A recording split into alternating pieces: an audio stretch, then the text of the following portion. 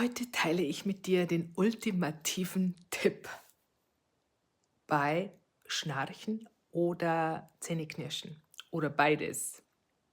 Passiert auch ganz häufig.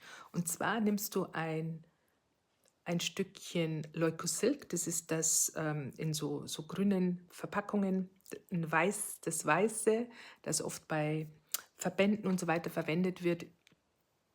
Das klebt zwar gut, aber das ist beim Abziehen dann nicht so schmerzhaft. Und du klebst dir hier so deinen Mund zu.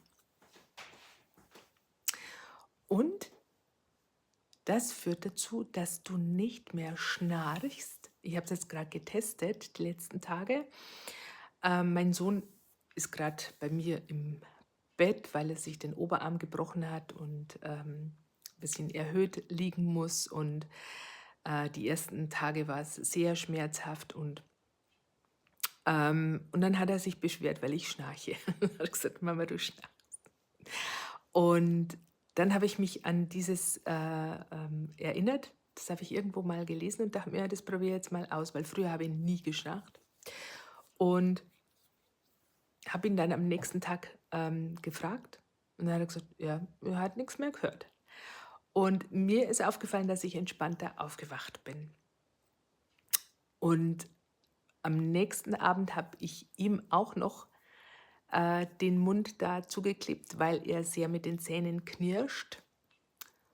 Und auch da ist mir aufgefallen, dass ich nichts mehr gehört habe. Und wer weiß, wenn das Kind, und oft knirschen Kinder auch mit den Zähnen oder auch wir Erwachsene, weil wir eben im Schlaf so viel verarbeiten. Und wenn dann der Mund irgendwie zugeklebt ist, dann unterbinden wir unbewusst auch diese Malbewegung, die beim Zähneknirschen passiert. Und natürlich gibt es Hintergründe und die sollte man, wenn es langfristig passiert, angehen.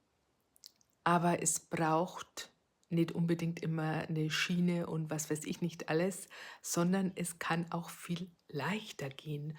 Und deshalb wollte ich diesen Tipp mit dir teilen, weil mir dachte, ja, so einfach und ich stehe für einfach.